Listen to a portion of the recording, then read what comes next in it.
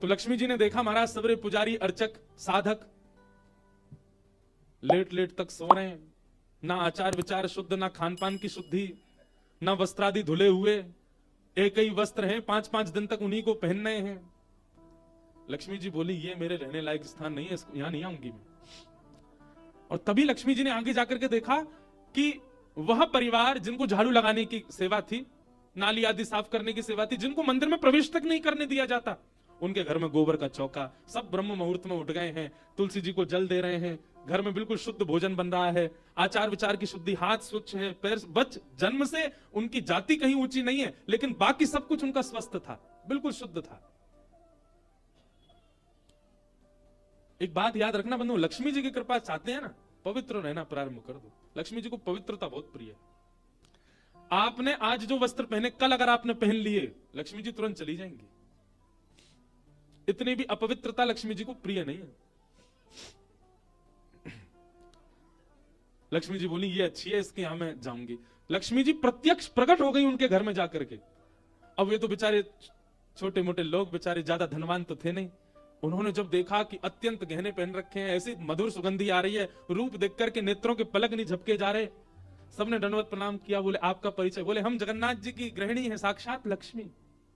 वे सब घर के लोग, अरे हमारे घर का तो जल भी आपके स्पर्श योग्य नहीं, हम तो ऐसे लोग हैं, हम तो नीचे लोग हैं। ये लक्ष्मी जी बोली ये सब बात नहीं करो, हम लोग ठाकुर जी ये सब विचार नहीं करते। तुम्हारा आचरण देखो कितना शुद्ध, तुम्हारी व्यवहार कितना शुद्ध, तुम्हारी बुद्धि कितनी शुद्ध है। और सुनो, चौकी लगाओ, जो भी घर में बना है प्रत्यक्ष थाल में पधराओ, हम तुम्हारे यहां प्रसाद पा करके जाएंगे। पूरा घर भाव विवल हो गया, सबके नेत्रों में आंसू, साक्षात लक्ष्मी जी आई हैं। सबने पवाया। लक्ष्मी जी प्रेम से प्रसाद पा रही थी, तभी जगन्नाथ जी के बगल में ही विराजती हैं सुभद्रा जी, सुभद्रा जी के बगल में विराजते हैं श्री बलराम जी। बलराम जी भ्रमण कर रहे थे पुरी में, भ्रमण करते करते घर घरों में झांक के देख रहे थे क्या हो रहा है। जैसे ही उस घर में झांक के देखा तो श्री लक्ष्मी जी प्रसाद पा रहे हैं। बलराम जी बोले राम राम राम राम राम राम, ये झाड़ू पोंछा बर्तन करने वाले लोग, इनके यहां पर चले जाओ, इन पे कृपा करो। पर भैया इनके यहां तो भक्ष भक्ष भी बनता होगा, मांस भी बनता होगा, और ये लक्ष्मी जी यहां बैठ करके प्रसाद पा रही, हमारी घर की बेटी, हमारी घर की बहू, बिल्कुल आचार विचार की शुद्धि नहीं रखी। नाक फूल गई। परिवार में 2-3 लोग ऐसे होते हैं उनकी नाक बहुत जल्दी फूल जाती है। पहले तो जेठ जी, दूसरी ननद जी, तीसरे फूफा जी हैं? इनकी नाक बहुत जल्दी फूल जाती है। ये हम यहां पे अगर कोई बैठे हो, जेठ जी, ननद जी, फूफा जी, बुरा नहीं मानना, आपके भी जेठ ननद फूफा होंगे, उनकी भी देखना नाक फूली रहती। बलराम जी की नाक फूल गई महाराज, आकर के कुछ बोले तो नहीं, मंदिर में आके बैठ गए। जगन्नाथपुरी में जो भात बनता है ना, इसीलिए जगन्नाथपुरी में एकादशी नियम नहीं है। क्यों? क्योंकि वहां जो भात निर्मित होता है, ऐसा मान्यता है कि वो लक्ष्मी स्वयं अपने हाथ से बनाती।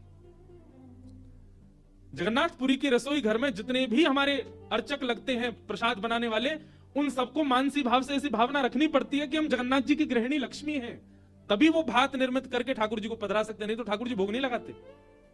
इसीलिए जगन्नाथपुरी में एकादशी का भाव नहीं। क्यों? एकादशी के दिन अन्न में पाप का निवास होता है, और लक्ष्मी जिस अन्न को छू दे उसमें पाप कैसे आ सकता है? इसलिए एकादशी के दिन तो स्कंद पुराण में कहते हैं आकंठ पाना चाहिए, मतलब जितना रोज पाते हो उससे दुगना पाना चाहिए एकादशी वाले दिन जगन्नाथपुरी में, क्योंकि लक्ष्मी जी ने बनाया है। तो लक्ष्मी जी प्रसाद बनाती है। जैसे ही भोग रखा गया जगन्नाथ जी के आगे, बलभद्र सुभद्रा जी तुरंत हाथ पांव धो के बैठ गए। बलराम जी अपने सिंहासन में से ही नहीं उठे, नाक फुला के बैठे। जगन्नाथ जी बोले भैया आ जाओ, भोग आएगा, हमें नहीं पाना, तुम लोग पाओ। क्यों, क्या हो गया? अब क्या बोले, अब तो सब आचार विचार सब खत्म हो चुका है। परमात्मा होते हुए भी हमारे यहाँ आचार विचार नहीं चल रहा है, तो फिर इंसान क्या आचार विचार का पालन करेगा? जगन्नाथ जी बोले भाई कोई बात पे बुरा मान गए जे, तो इनसे बात करें। जगन्नाथ जी गए, भैया कहा भयो, आप इतने उदास क्यों, इतने नाराज क्यों? सब बात बताई बलराम जी ने। बोले लक्ष्मी जी आज सुबह सुबह एक ऐसे के घर में गई और वहां जाके प्रसाद पा रही थी, बिल्कुल विचार नहीं किया, कहां शुद्धता कहां अपवित्रता। हम तो इनके हाथ का बना भोजन नहीं करेंगे। अब जगन्नाथ जी बड़ी दुविधा में पड़ गए, यदि पाऊं तो भैया नाराज बैठे, भैया कहेंगे मैं नाराज हूं, इससे को कोई फर्क नहीं पड़ा है, फिर भी पा रहा है, और नहीं पाऊं तो लक्ष्मी जी टेढ़ी टेढ़ी देख रही हैं कि मैंने बनाया, ये पा क्यों नहीं रहे। जगन्नाथ जी बोले लक्ष्मी जी को तो मना लिया जाएगा बाद में, पर ये नहीं माने ना, ये तो शेषनाग हैं, इनको ज्यादा ही क्रोध आ गया तो जोर से सिर हिला देंगे, प्रलय और हो जाएगा। जगन्नाथ जी ने लक्ष्मी जी से कहा देखो भैया नहीं पा रहे तो हम भी नहीं पाएंगे। लक्ष्मी जी बोले कोई बात नहीं। एक दिन नहीं पाया, दूसरे दिन फिर लक्ष्मी जी ने बनाया, फिर नहीं पाया, तीसरे दिन फिर लक्ष्मी जी ने प्रसाद पधराया, फिर नहीं पाया। तो लक्ष्मी जी बोली भाई कोई बात है तो हमसे बोलो सीधे, ये प्रसाद रोज छोड़ देना, ये कैसा तरीका है आपका नाराज होने का। कहीं बलराम जी बोलते हुए सुन लिए लक्ष्मी जी ने कि भाई इनके हाथ का बना हम नहीं पाएंगे।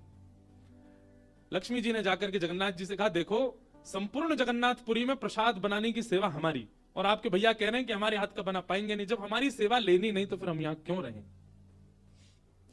इसलिए आप हमको आज्ञा दें, अब हम जहां हमारा सुख है हम वहां चले जाते हैं, हम चले जाते हैं श्री क्षेत्र से।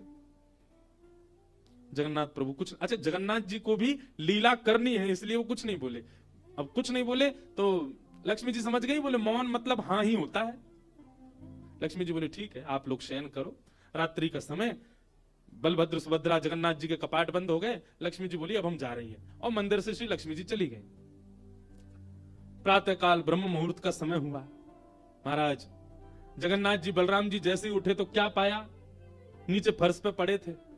कहां सोने के सिंहासन पर सोते थे, सोने के बिस्तर पर सोते थे, बढ़िया लत्ता पहन के रहते थे, गले में स्वर्ण की मालाएं, हाथ में स्वर्ण के कड़ूला, पाम में स्वर्ण के कड़ूला आदि सब पहन के सोते थे। लेकिन लक्ष्मी चली गई तो सब चला गया। सवेरे उठे तो फर्श पे पड़े थे। बलराम जी बोले लाला जी कहा है वो, हमारे सिंहासन वगैरह कहां चले गए। ठाकुर जी बोले लक्ष्मी जी चली गई ना, लक्ष्मी तो मतलब सब होता है। बलराम जी ने अपनी तिजोरी जाकर के खोली, सबरे वस्त्र चले गए, आभूषण चले गए, सब आयुध चले गए, फटे पुराने मैले कुचैले बिना धुले महीनों के सालों के वस्त्र पड़े थे। और यही होता है, लक्ष्मी जाती है तो यही रह जाता है। लेकिन बलराम जी भी अपनी पूरी उसमें थे, बोले कि हम भी कुछ नहीं कहेंगे, ठीक है जैसे हैं वैसे रह लेंगे, कोई लक्ष्मी जी के जाने से हम पे फर्क थोड़ी पड़ रहा है। चल लाला भोजन को समय है क्यों, प्रसाद पामे।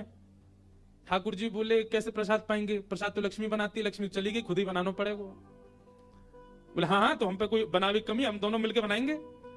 कृष्ण बलराम दोनों गए रसोई घर में, जाकर के देखा तो महाराज वहां से अन्न दाल चावल सब चले गए, क्यों सब लक्ष्मी से ही आते हैं। कहां तक कहें चूल्हा जलाने की लकड़ी भी नहीं बची, वो भी लक्ष्मी से ही आती है। लक्ष्मी गई और सारी श्री लेकर के चली गई अपने साथ। एक दिन दो दिन, अब तो दर्शनार्थी आने बंद हो गए, क्यों मंदिर की श्री भी चली गई। जगन्नाथ जी और बलराम जी चुपचाप बैठे हैं अपने सिंहासन पर, भूखे प्यासे बेचारे, आंख बाहर निकल आई। बलराम जी बोले लाला, बोले हाँ 2 दिन आए गए लाला, भोजन ना कियो, और 2 दिन पहले गुस्सा में ना कियो, 4 दिन आए गए, और कछु है भी ना, कहा करें। देखो इस बात को कोई ऐसे मत ले लेना, लोग सोचने वाले भी लेते हैं, बताओ महाराज जी कुछ भी बोल रहे हैं, वो साक्षात ब्रह्म है, लक्ष्मी जाने से उन पर कोई प्रभाव पड़ेगा, लक्ष्मी जाने से कोई प्रभाव नहीं पड़ता ठाकुर जी पर ठाकुर जी बलराम जी को बताना चाह रहे हैं कि भाई किसी को हेय दृष्टि से मत देखो, उसी के लिए पूरी लीला हो रही है। ठाकुर जी बोले दाऊ दादा एक काम है सके, बोले कहा। बोले समुद्र के किनारे स्वर्ग आश्रम है जहां पर लोगों की अंत्येष्टि होती है। बोले हाँ मैंने एक बार देखा था, वहां पे लोग कटोरा लिए बैठे रहते हैं और उनको कुछ ना कुछ मिल ही जाता है, आपकी आज्ञा हो तो वहीं चलें, कछु तो मिल जाएगा।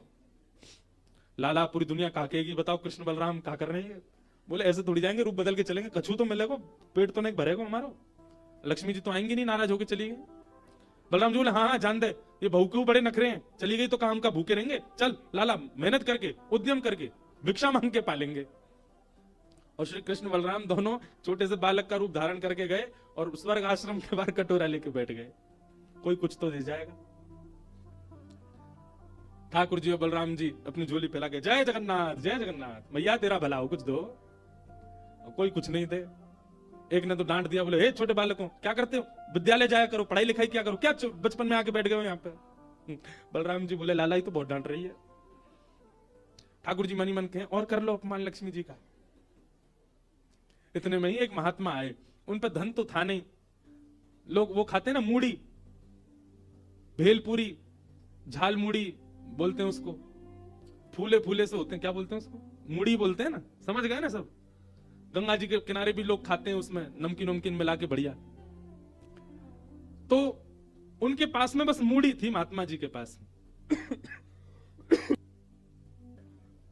भेल थी, भेल। तो लाई भी बोलते हैं उसको, लाई। ठाकुर जी ऐसे झोली फैला के बैठे, बलराम जी भी। तो महात्मा जी ने क्या किया, ऐसे करके, लो बच्चों, लो पालो, पेट भर लो। बलराम जी बोले, लाला एक समय को भोजन तो मिल ही गया। ठाकुर जी बलराम जी दोनों खुश हुए। लक्ष्मी जी ने दूर से देखा, ए पवन देव, जोर से बहना प्रारंभ करो। ऐसी जोर की हवा चली महाराज, सबरी मूड़ी उड़ गई। बलराम जी और ठाकुर जी पीछे पीछे भागे, मूड़ी सबरी उड़ गई। बलराम जी बोले, लाला ये क्या हो गया? बोले, भैया हम संकोच में कुछ कहते नहीं, आप बड़े भैया, पर हम एक बात कहें, लक्ष्मी के बिना सवाल हो रहा है हमारा। ठीक है बहू है, आपने समझा देते, आप भी बिल्कुल नाक फुला के बैठ गए, गुस्सा है के बैठ गए, चली गई बेचारी। यदि वे प्रसन्न हो जाए तो फिर सब ठीक है जाएगा। अरे ना बेटा, कोई बात नहीं, हम तो क्षमा मांग लेंगे, तेने पहले क्यों ना कहीं मुंहते। ठाकुर जी बोले, अब कोई बात नहीं, अब चलते हैं, ढूंढे उनको कहां है।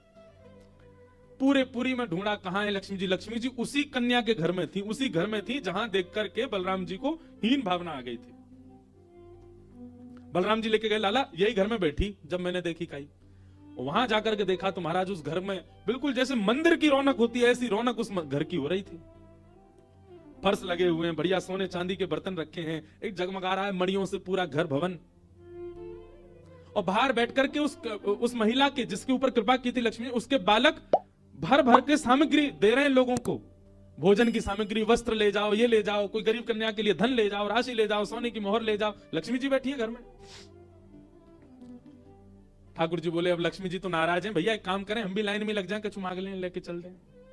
जैसे ही ठाकुर जी और बलराम जी लगे कतार में, भीतर से लक्ष्मी जी को देख के दया आ गई। मेरे प्राणनाथ, ये चाहे तो सर्वसमर्थ हैं, परंतु बलराम जी को बताने के लिए पूरी लीला कर रहे हैं। लक्ष्मी जी तुरंत बाहर आई और दोनों को इशारा किया, आप लोग इधर आओ। बलराम जी बोले, देख बहुत नाराज मत हो, हम तो गलती है गई, और वैसे गलती तेरी भी कम नहीं, तो को नहीं जाना चाहिए ऐसी जगह। लक्ष्मी जी बोली, दाऊ दादा, ठाकुर जी के लिए सब अलाव है, हमारे लिए इतने बंधन। वे किसी भी भक्त पर कृपा करने जा सकते हैं, वहां पर जात पात नहीं देखी जाती, वहां पर यह नहीं देखा जाता कि भजने वाला कौन है, ब्राह्मण है, क्षत्रिय, वैश्य कौन है, सब पर वो अनुग्रह कर सकते हैं। तो फिर हमारे ऊपर इतनी रोक टोक क्यों? और किसी के जन्मगत व्यवहार से उसका पूरा जीवन नहीं आंकना चाहिए, उसके स्वभाव व्यवहार से देखना चाहिए कि वो है कैसा। कहां आप कहते हैं कि ब्राह्मण सर्वश्रेष्ठ, वो देर देर तक सो के उठ रहे हैं, उनके यहां शुद्धि नहीं, वस्त्र 4-4 दिन तक पहन रहे हैं, एक एक महीना एक ही धोती में निकाल रहे हैं। आप कह रहे हैं कि वो श्रेष्ठ, और ये लोग जो इतनी पवित्रता का ध्यान रखते हैं, इन पर कृपा ना हो। हमारे अनुसार तो जो अपने कर्म से शुद्ध है वो शुद्ध है। बलराम जी और ठाकुर जी दोनों मान गए, जैसी आपकी इच्छा। बोले, नहीं, आज के बाद हम आपसे एक नियम चाहते हैं। क्या? बोले, श्री जगन्नाथपुरी में नियम कर दीजिए। बोले, क्या? जिस महाप्रसाद को ब्राह्मण पाएगा उसी महाप्रसाद को शूद्र भी पाएगा, दोनों को समान फल मिलेगा। और यहां महाप्रसाद का ऐसा नियम रखा जाए कि अगर एक ही पत्तल में दोनों बैठ करके पालें तो दोनों को समान पुण्य प्राप्त होगा। महाप्रसाद पाते ही, अन्य तीर्थों में तो बहुत साधन करने पड़ेंगे, पर पुरी में आकर के कोई एक तिनका भी यदि महाप्रसाद का पाले तो उसको सर्व साधनों का फल प्राप्त हो जाएगा। और किसी भी प्रकार से यह ना देखा जाए कि कौन किस वर्ण का है, वो स्वभाव से शुद्ध होना चाहिए। हम सबको हृदय लगावें। अगर ये सब आपको मंजूर हो तो मैं राजी हूं। राजी हुए, और तब से श्री जगन्नाथपुरी में ये सब नियम नष्ट कर दिए गए। महाप्रभु जी सबके लिए सुलभ हो गए।